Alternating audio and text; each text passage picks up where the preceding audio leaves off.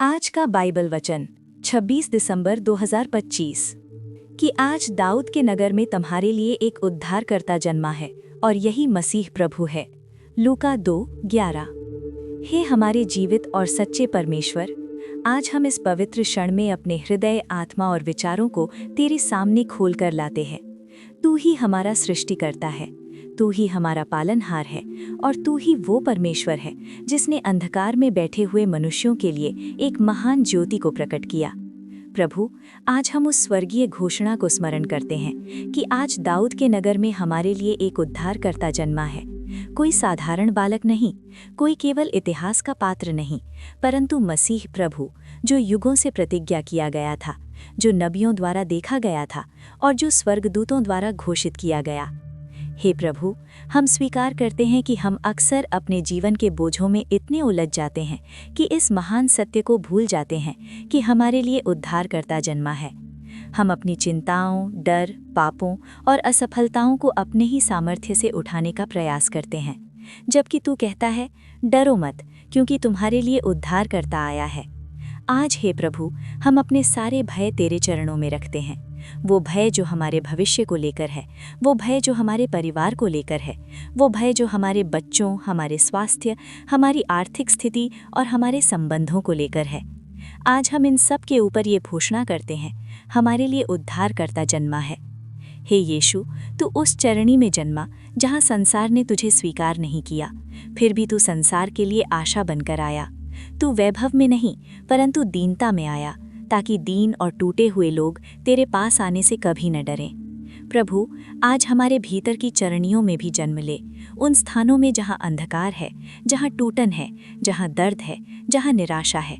हमारे हृदय की हर उस जगह में जहाँ हमने उम्मीद करना छोड़ दिया है, आज तू जन्म ले।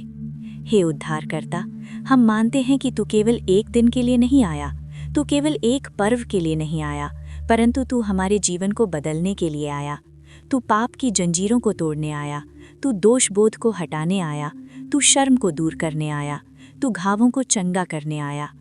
आज प्रभु, हम अपने जीवन के हर पाप को स्वीकार करते हैं। वे पाप जिन्हें हमने शब्दों से किया, वे पाप जिन्हें हमने विचारों से किया और वे पाप जिन्हें हमने अपने कार्यों से किया। हम स्वीकार करते हैं कि हमने कई बार तेरे प्रेम को हल्के में लिया, तेरे अनुग्रह को सामान्य समझा और तेरे बलिदान को भूल गए। परंतु आज जब हम सुनते हैं कि हमारे लिए उद्धारकर्ता जन्मा है, तो हमारे हृदय में नई आशा जाग उठती है, क्योंकि जहाँ पाप बढ़ा, वहाँ तेरा अनुग्रह उससे भी अधिक बढ़ा। हे यीशु, आज हम तुझे केवल अपना उद्धारकर्ता ही नहीं, परंतु अपना प्रभु भी स्वीकार करते हैं। तू हमारे निर्णयों का प्रभु बने, तू हमारे विचारों का प्रभु बने, तू हमारे संबंधों का प्रभु बने, तू हमारे घरों का प्रभु बने। आज हम अपने परिवारों को तेरे चरणों में रखते हैं।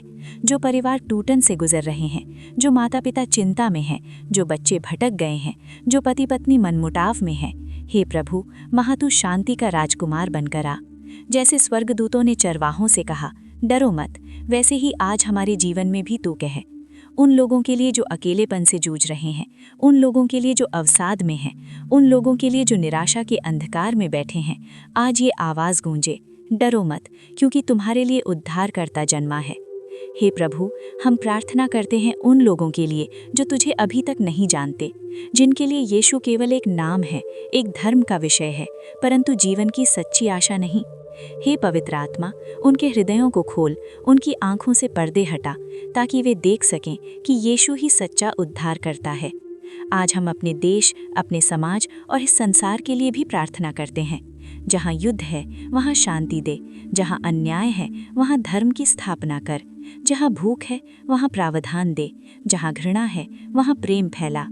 हे प्रभु, तू उस रात आया जब संसार सो रहा था, परंतु स्वर्ग जाग रहा था।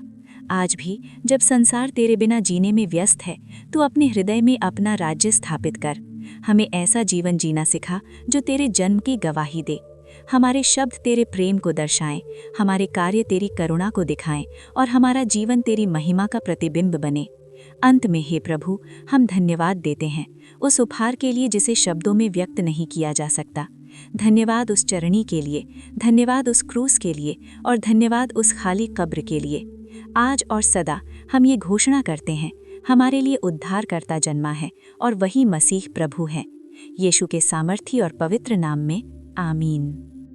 प्रभु यीशु मसीह का अनुग्रह और परमेश्वर का प्रेम और पवित्र आत्मा की सहभागिता तुम सबके साथ होती रहे। आमीन। अगर आपको प्रार्थना की ज़रूरत है तो नीचे कमेंट में प्रार्थना लिख दें। हम आपके लिए दिल से प्रार्थना कर रहे हैं।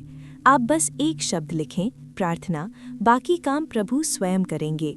जिस परमेश्वर ने आपके दिल की धड़कनें गिनी हैं, वही आपकी हर ज़रूरत, हर दर्द और हर छिपी हुई आह को जानता है।